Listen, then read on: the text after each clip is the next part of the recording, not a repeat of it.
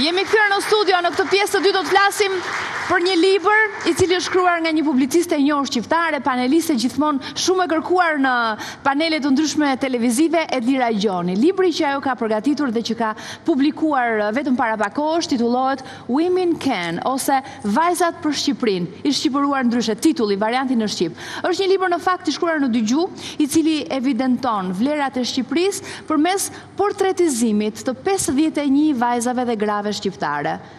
Asnjëra për tyre me profil publik. Është shumë interesante përzgjedhja që Edlira Gjoni ka bërë, pikërisht pra për të evidentuar edhe një herë vlerat më të mira të shoqërisë sonë edhe të Shqipërisë sonë të dashur. Presim Edlirën për ta treguar më tepër rreth këtij libri të saj. Edlira Gjoni vjen në studio. Mirë se erdhe Edlirë, kënaqësi të jam në studio. Gjithmonë nder. Kënaqësitë për mua dhe ti gjithmonë me portokallin tënde të dashur, se e dim që është tifoze Hollandës Edlira, kanë filluar eliminatorët për Evropianin, kështu që ti vazhdon. Kanë filluar. Është rastësore sot në fakt, po ngjit. Po të shikosh garderobën time, kjo është ngjyra e parë që del, kështu që thash bukur fort. Bukur, po sot do të flasim për Shqipërinë tonë, dash që është e para në zemrat tona. Absolutisht. Sot po s'kam ngjyra të kuqe, po kam librin të kuq. Po, Shqipëria është e para në zemrat tona, pavarësisht të zemra ime kuq e zi. Kur nuk luan Shqipëria kemi rezervat gjithmonë. Kuq e zi, siç është edhe kopertina e këtij libri që ti ke përgatitur, që ti ke realizuar. Women Can, gratë munden, vajzat për Shqipërinë. Ke përdorur termin vajzat dhe jo gratë, pse vajzat?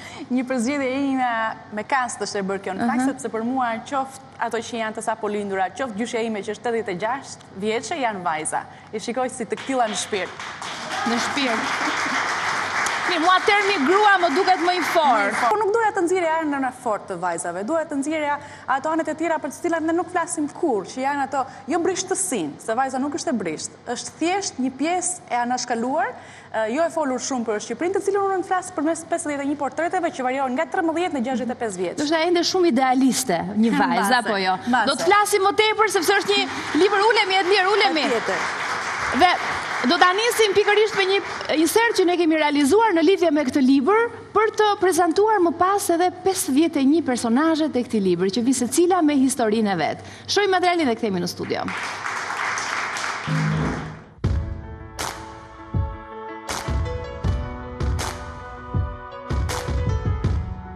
Vajzat për Shqipërinë është një libër ky në dy gjuhë, në shqip dhe në anglisht, i cili flet për vlerat e Shqipërisë, i portretizuar përmes 51 vajzave që përfaqësojnë 51% të popullsisë. Të gjitha vajzat janë figura jo publike. Një zgjedhje kjo e qëllim të autores për t'i dhënë mirënjohje rreth 1.5 milion vajzave e grave, të cilat në mënyrë të heshtur e bëjnë Shqipërinë të funksionojë normalisht.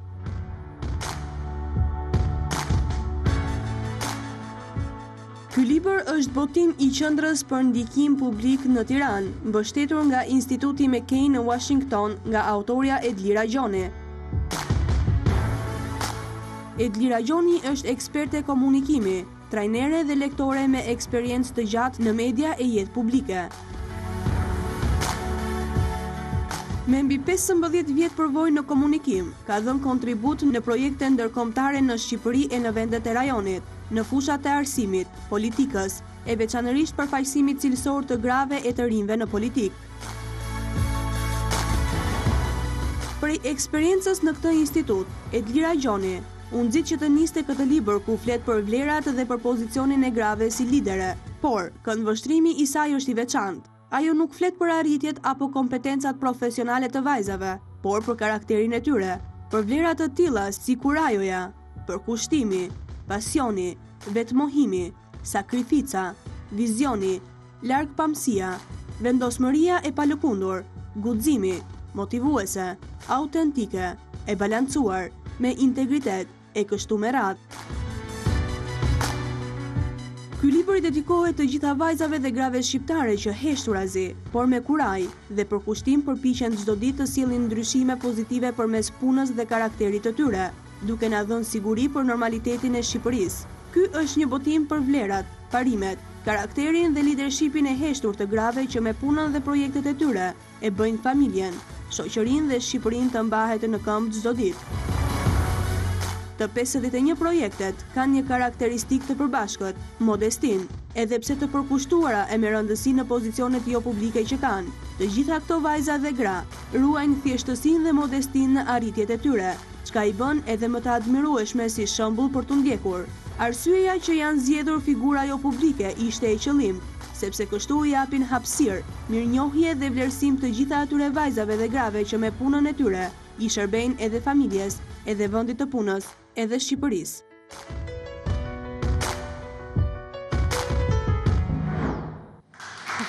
Interesant shumë ky libër në fakt. Ti e nis parathënien tënde me shprehjen jam shqiptare, jam vajzë, bi, grua, motor, jam drejtuese, jam krenare, ti kem të trija këto cilësi.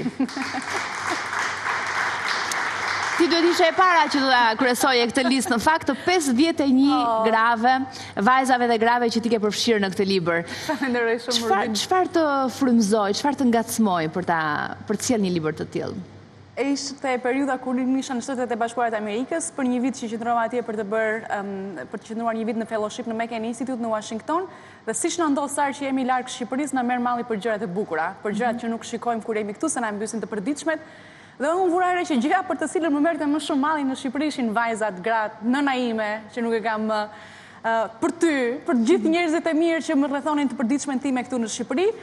Dhe pastaj unë nxita që të bëj një faqe dhe më vonë një libër, në fakt Rudina, kur dëgjoja lajmet e herpas hershme nga Shqipëria për vrasjen e vajzave dhe të grave, dhe media që mbushej vetëm me vajzat dhe gratë në sensin e dhunës. Lajmet të kronikës së zezpa. Dhe thash, nuk është si mund të jetë vetëm kjo mënyra se si vjen gruaja në ekran. Ndërkohë që ne kemi 1.442.000, pothuajse 1.500.000 vajza dhe gra, 51% e popullsisë që punojnë në mënyrë të heshtur, që e bëjnë këtë vend që të vazhdojë të funksionojë normalisht pa e ditur ne, pa e vënë ne në pa, dhe s'po flas për njerëzit që duken. Për ne që jemi këtu, apo qoftë edhe për zonjat që ti keni në ekran, se dhe ato në një farë mënyrë duken. Po të mendosh... Po, edhe ato janë pjesa e vajzave që bëjnë Shqipërinë, vajzat që bëjnë Shqipërinë, një pjesë, jeni juve. Pas një dyshim, dhe unë mendoja pikërisht për njerëz si ato, se për periudhën që ato kanë në shtëpi, ose unë mendova për vajzat e vijës së dytë. Ato heroinat e heshtura që flasin, që bëjnë shumë punë dhe nuk flasin kur. Që janë modeste, që vendosin të parën familjen kur janë të vogla, vllajin, motrat më të madhe, se janë më të mëdhenj, pastaj më të vegjël se kërkojnë kujdes. Kur martohen, vendosin përpara bashkëshortit dhe familjen bashkëshortit sepse duhet tregosh respekt. Kur bëhen nëna vën përpara fëmijën sepse duhet ai i pari. Kur bëhen gjyshe vën përpara fëmijët e fëmijëve, gjithmonë vajza gruaja nëna sakrifikon dhe ngelet mbrapa. Një vlerë vetmohimi, dhe thashë në Shqipëri nuk flasim asnjëherë për vlerat. Le të flasim për vlerat. Dhe zgjodha 51 vlera në këtë mënyrë simbolike për shkak se vajzat e gratë përbëjnë 51% të popullsisë. Në Shqipëri. Në Shqipëri dhe në botë. Ekuilibri i jashtëzakonshëm, perfekt, i cili ruhet në përjetësim duket. Ruhet dhe në fakt më pëlqen ta mendoj këtë gjë, mua më duket shumë natyrale, interesante gjithashtu se si natyra e bën këto lojra që ta balancoj veten e vet. Mbas luftës së parë botërore ku kanë humbur jetën 20 milion meshkuj, veçanërisht në Europë, kryesisht në Europë dhe në Rusi. A dini çfarë ka ndodhur në 10 vjeçarin në vitet 30 në Europë? Lindjet më të mëdhaja kanë qenë meshkuj. Meshkuj për të plotësuar numrin. Sepse u vran 20 milion meshkuj dhe të gjitha lindjet, shumica e lindjeve që kanë ndodhur në vitet 30 me statistika, ishin çuna. Më thënë natyra është shumë e çuditshme, nuk e rregullojmë dot, edhe me këto rastet që kanë në Shqipëri apo në disa vende me tradita pak konservatore që abortohen vajzat, asnjë lloj ndikimi nuk ka. Prapë se prapë lindin vajza më shumë nëse ekuilibri natyra ruan ekuilibrin e saj. E kemi të pamundur. Edhe sikur ndodhe në Shqipëri e kemi të pamundur të mohojmë vajzat e gratë, apo t'i vrasim, apo të flasim vetëm për dhunën apo për median, ato janë aty e bëjnë Shqipërinë të ecin, janë heroinat e heshtura. Kanë gjysmën e kontributit. Kanë gjysmën e kontributit për Shqipërinë që është sot, edhe për Shqipërinë që e të ardhmes, që aspirojmë të gjithë, absolutisht.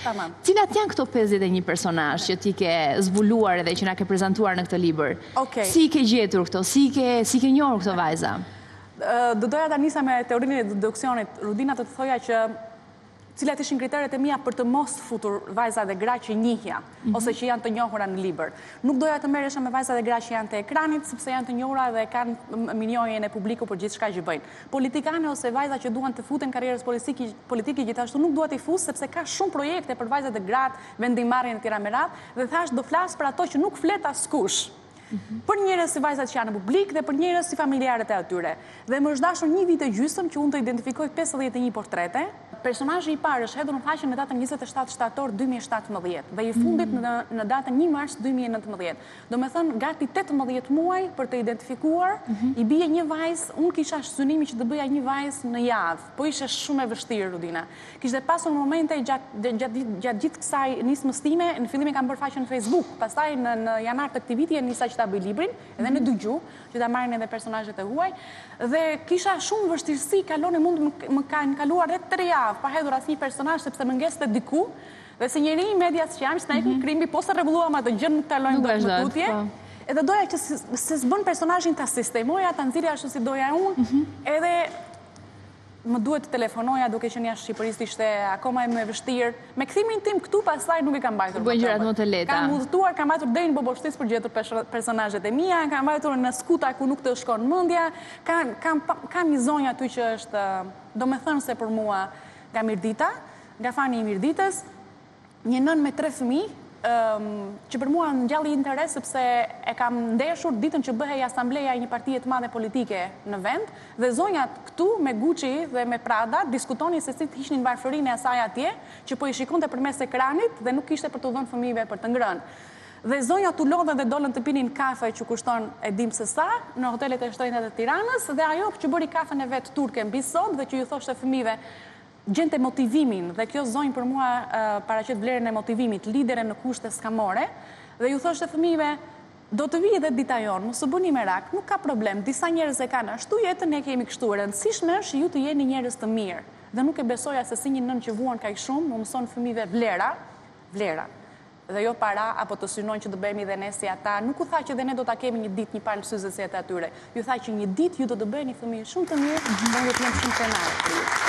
Është frymëzues ky libër, edhe mua për shembull, kur e shikoj tani them, sa bukur, sepse tani mund të kem këto graun të shkëlqyera, mund t'i ftoj fare mirë në program, kështu që të premtoj që do t'i shikoj me shumë kujdes për t'i ftuar dhe për t'i ndarë historitë e tyre. Jo vetëm lexuesi që mund t'i ndesh këtu dhe të njihet me to, po pse jo për ta amplifikuar, le themi, zërin, edhe për ta shpërndar akoma më shumë lajmin që ne kemi gra kaq të mira. Ne kemi bërë vazhdimisht në fakt me personazhe të ndryshëm, por jam e sigurt që këtu do të gjejmë gra të jashtëzakonshme, të cilat mund t'i prezantojmë këtu në studio. Për mua është një kënaqësi të kisha mundësinë që të flas për të tjerat, sepse realisht për ato me gjithë heroizmin që ato bëjnë, dhe që është kaq i heshtur, për to nuk flet askush. Dhe unë Rudin kam provuar një kënaqësi shumë herë më të madhe duke folur për këto të 51-ta, sesa duke folur apo duke bërë të gjitha researchet e mia, kërkimet, punët, daljet në media Holanda, nuk më ka dhënë kaq shumë kënaqësi sa më kanë dhënë të shkruaj për këto për portretizimin e këtyre vajzave. Ky është, le të themi, është një projekt i ri yti i nisur me botimi i këtij libri.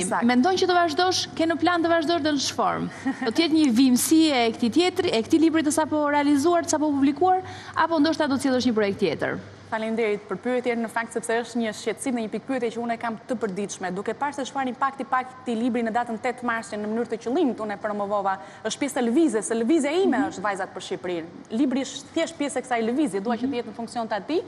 Unë dëshiroj që të mbjell modele pozitive përmes këtij libri. Dhe përdesa këto modele 51 modele pozitive po rezultojnë që kanë kaq shumë sukses, njerëzit e duan të mirën, njerëzit duan që t'i thonë faleminderit vajzave që veprojnë në mënyrë të heshtur për Shqipërinë. Unë dua që këto modele t'i identifikoj, t'i nxjerr dhe t'i promovoj mundësisht në sa më shumë rrethe të Shqipërisë. Do me thënë, lokalisht unë të bëj 51 vajzat e Përmetit, 51 vajzat e Vlorës, 51 vajzat e Gjirokastrës, të Shkodrës, gjithandej të shkoj të shpenzoj kohën e mjaftueshme që duhet për të nxjerrë portrete për të cilat nuk ka folur askush, por që realisht janë fytyra e vërtetë e të gjitha qyteteve dhe jetëve tona. Ideja fantastike.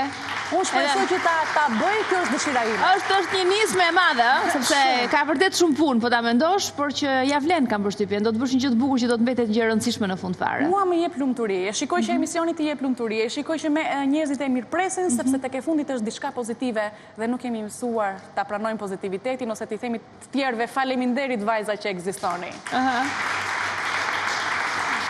Jam e sigurt që të gjithë ata që na dëgjojnë tani duan ta kenë ndërtuar këtë libër, të njihen me këto personazhe dhe me gjithçka që ke rrëfyer rreth tyre.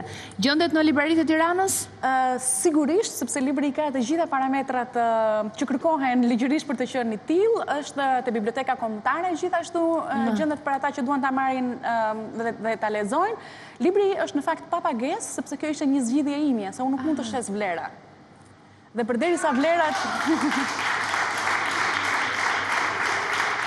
Dhe përderisa në fakt vlerat janë të këtyre vajzave dhe grave, do më duke pa denjë, dhe më thënë që të ishte, do shkonte ndesh me të gjithë punën që unë jam duke bërë nëse do të shitej. Dhe më beso ditën që është promovuar libri, më kanë fluturuar 500 kopje, nuk e dija ku ishin dhe shqyqy që kisha mbajtur disa rezervë të zera. Që do të thotë kanë ngelur ende kopje? Kanë ngelur ende? Ka shumë pa kopje dhe mua do më duhet ta rishtyp. Dhe duke të qenë se duhet i bëj të gjitha gjërat perfekte, siç mund ta shikosh cilësinë e kobertinë, se kam të gjithën me ngjyra, doja cilësinë e letrës të ishte më e mira. Dhe pavarësisht të gjitha këtyre, unë jam shumë e lumtur që bëj ky është një investim im personal, Rudin. Mbas kësaj nuk ka agjendë politike, as OJF-je, nuk ka organizat mbas kësaj, as nuk ka fonde. Kjo është një iniciativë e Edlira Gjonit për të përmbushur dëshirën time që të flasim pozitivisht për vajzat dhe gratë. Është kaq e thjeshtë. Edhe unë përgëzoj pafund në emër të gjithë publikut. Për këtë iniciativë ka ishtë bukur që ti ke ndërmarë. Është shumë... Na knaqe sot me këto emocione ka ishtë bukura që na sot në studio, me këtë ndjesi ka ishtë mirë dhe me këtë entuziazëm që të ka shoqëruar dhe të shoqëron, vazhdon të shoqëroj në lidhje me këtë projekt. Falenderoj shumë që ishe këtu. Të falenderoj që... Ishte ngjitës ky entuziazmi yt. Është e pamundur të emisioni jot, është e pamundur të mos jesh pozitiv. Falenderoj shumë, jemi i pritur, do të bashkëpunojmë lidhje me këtë libër sepse janë personazh shumë të këndshëm, kështu që do të kemi mundësi ndoshta t'ju risjellim në një formë tjetër edhe për t'i prezantuar me publikun këtu në mënyrë më virtuale, jo vetëm nëpërmjet shkronjave dhe tekstit. Patjetër. Falenderoj atëherë Edlirë që ishe këtu, ishte kënaqësi e veçantë. Ndërkohë unë do të lë këtu, do duhet të zhvendosem sepse do të shkoj në këndin tjetër të studios son, aty ku na presin miqtan me librin e Edlirës me vete. Aty ku na presin miqtan të Global Travel, sepse do të flasim tani për pushimet tona verore. Ndaj mos mendoni që është herët nëse doni të përfitoni çmime sa më të favorshme, duhet të prenotoni pikërisht tani në këto momente. Për pushimet në Antalya, nëse prenotoni brenda muajit mars, mund të përfitoni ulje deri në 30%. Mund të zgjidhni hotelin tuaj mes 400 hotelesh që ofron Global Travel. Ka opsione për të gjitha kategoritë dhe për të gjitha buxhetet. Për ata që duan pushime luksoze, Global Travel sugjeron Ela Quality Resort dhe Kaja Palazzo. Për ata që duan argëtimin e fëmijëve, është Xana Du Resort dhe Otium Hotels. Dhe për ata që duan detin e Kemerit, është Mirage Park, hoteli më perfekt, më i duri. Këto janë vetëm disa sugjerime, por më shumë informacion ju mund të merrni duke telefonuar tani në Global Travel në numrat e telefonit 069 20 26 888 ose 069 20 26 999. Vetëm 3 numrat e fundit ndryshojnë, pra shumë i thjesht numri edhe për tu memorizuar. Super oferta e Global Travel për të gjitha rezervimet është e vlefshme deri në datën 30 mars për hotelet Ela Quality Resort, Kaja Palazzo, Mirage Park dhe përveç uljes 30%, mjafton të parapaguani vetëm 200 euro dhe prenotimi juaj është i konfirmuar. Vizitoni tani faqen www.globaltravel.al ose në Facebook faqen Global Travel Albania. Mos hezitoni, ju kushton më shumë të qëndroni në shtëpi. Me Global Travel ka diell në çdo stin. Faleminderit Global Travel, ne kemi publicitet, takomi pas pak, vim shpejt.